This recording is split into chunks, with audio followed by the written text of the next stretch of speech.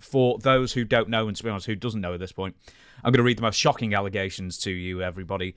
And Janel Grant is suing for undisclosed damages against Vince McMahon, John Laurinaitis, who you can personally verify, not personally verify, some stories about what's happened in this lawsuit, but you tag team partnered with him and in the ring. And that kind of thing, as well as WWE. Now, the crux of the matter is Janel Grant was down on her luck, and through a mutual friend, she was given Vince McMahon's number in order to get a job. Vince liked her a lot, found her very attractive, and she's a stunning woman as well. Decided to hire her, didn't actually have a role for her, but then hired her first and then figured out where to fit her later. During several meetings that were ostensibly about a potential job at WWE, this is a quote now, he greeted her, he being Vince, in his underwear, touched her, repeatedly asked for hugs, and spent hours sharing intimate details about his personal life. Now, quite a lot of the lawsuits at the beginning talks about this sort of like grooming behavior of, like Vince appearing vulnerable, and then once basically she's in his web, the relationship turns, essentially. So Grant says she was now coerced into a sexual relationship she doesn't want to be in because she needs the money, and then McMahon starts controlling her. Then there's an interesting encounter with somebody identified as WWE employee number 1, who was introduced to Grant as the most feared person in the company aside from Vince and Jerry McDivitt. And I've written the name of who I think it is, but I won't say it out loud. During May 18th, 2019, encounter, Miss Grant felt coerced into engaging in sexual activity, and that McMahon had trapped her in an impossible situation as she feared adverse career and personal consequences and legal retaliation if she declined his advances. McMahon stated that this is what I have been waiting for, quote, as he performed oral sex on Ms. Grant. Ms. Grant asked that protection be used, and McMahon responded that there was no need to worry because he was, quote unquote, clean. So that's sort of how it begins. Wow. Yeah. What a sordid tale we weave, right? I mean, it's, you don't even know like where to start with that, because it sounds like a really bad dime novel. It's, you first time you're meeting somebody, you walk in underwear. I mean, allegedly, it's,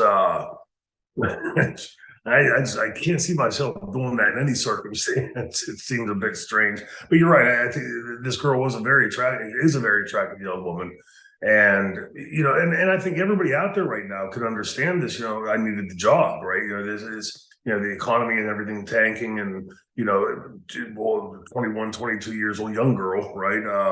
And so you're walking in, and I think it needs to be said here too. Vince McMahon is a very imposing figure, both physically and stature.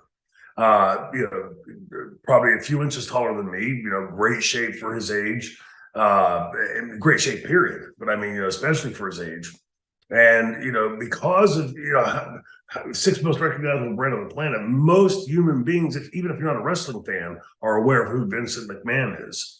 And so, when most civilians, I'll say, walk into a room and they see an Undertaker or a Steve Austin or a Bret Hart, there's a bit of an intimidation factor there because you grew up watching these people, and Vince being the most imposing of them, because of the way he carries that company. And I said, I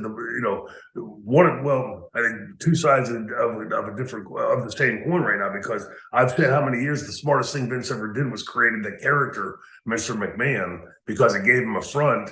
And well, now that front might be a little bit sticky and tacky and he can't get away from it. But it's, I mean, the whole way through this, and I'm sure you're going to keep on with the other information, like in the few texts that I had read, I thought to myself, like, it's so smarmy and so tasteless and vulgar in places that to any employee-employer relationship, and you broach into that kind of conversation, I think is so far beyond the pale, especially today, again, in the shadow of the Me Too movement. And, I just read for anybody out there that hasn't read through this, and I'm sure there probably are many people that haven't. When you go through and read those, and again, make the assumptions on both sides. He's innocent. She's right. I mean, whichever way you look at this, and you have to wonder to yourself that, why would somebody in that position do that. I mean, it's really a strange oddity to me. And as I'm getting older, I used to think as a kid, like the world was full of good people and had a few bad people in it.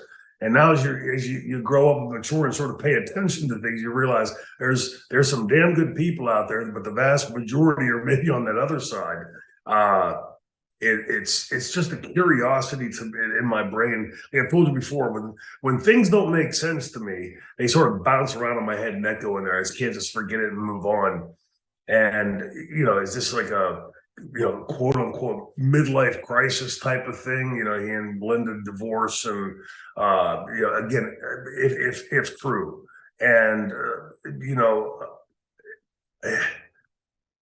it's one, having been inside that culture, and again, not seen nearly as much of it as some of my peers have.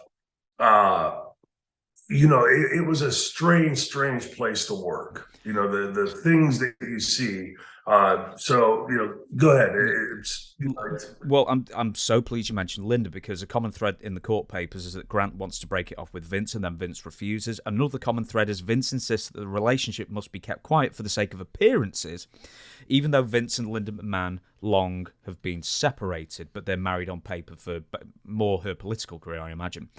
But here's the I'm going to ask you two questions here. One, Linda, and your opinion on what Linda must have been thinking and why they split up and all that kind of thing. And the other is, if he wants it kept quiet so much, why is he constantly telling employees around him about the relationship? Is it all purely to brag? Is it to isolate her from everybody else in the office? Very possible. The first part first, Linda. In my dealings with Linda, and this is not meant to be any kind of slam towards Vince, it just seemed to me that she was the much sharper of those two tools.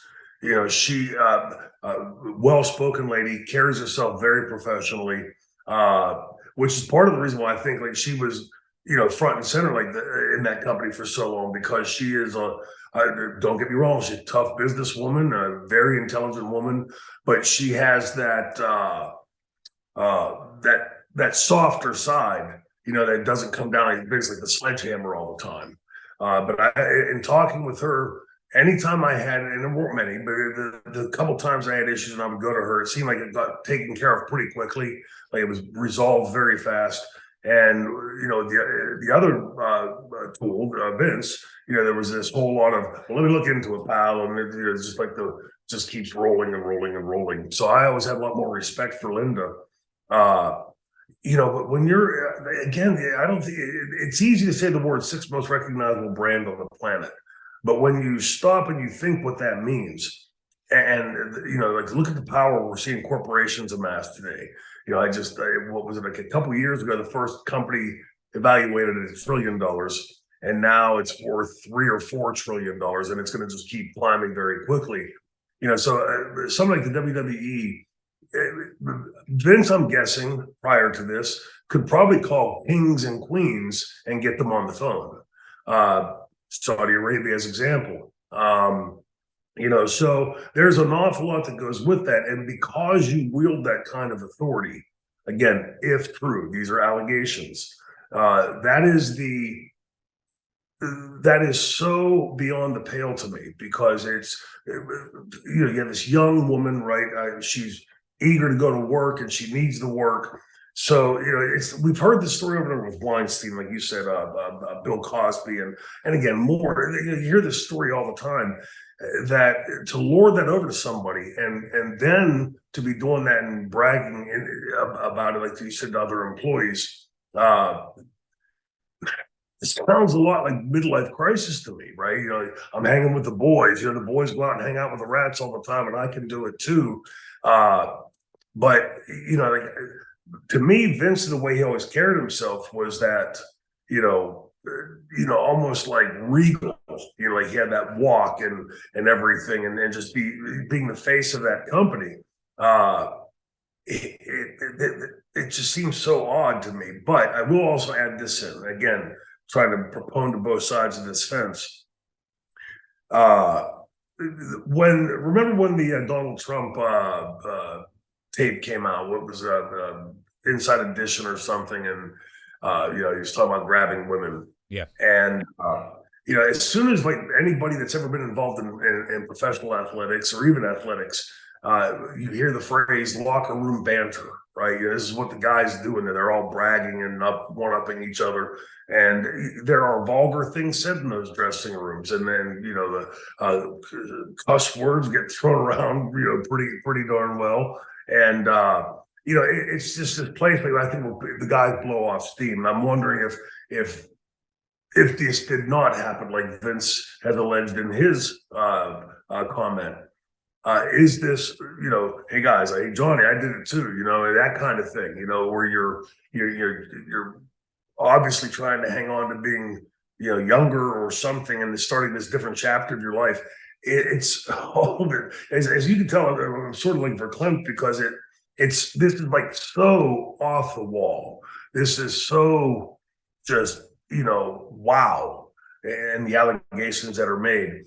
My guess would be, again, bouncing back to the girl's side, the young woman's side, that lawyers, especially with somebody as powerful as Vince, because if you go out, if you make something up and go and try to smear somebody like Vince McMahon as many resources as he has, there's going to be a backlash, and Vince. It ain't about Vince coming and getting your money or taking your home from you. It's about him destroying you. That's the way Vince thinks, and so I'm sure that they've been proceeded very cautiously in how they're going to approach this, and any of those things that are in those papers and those filings, I'm sure they can prove, or pretty darn certain they can prove,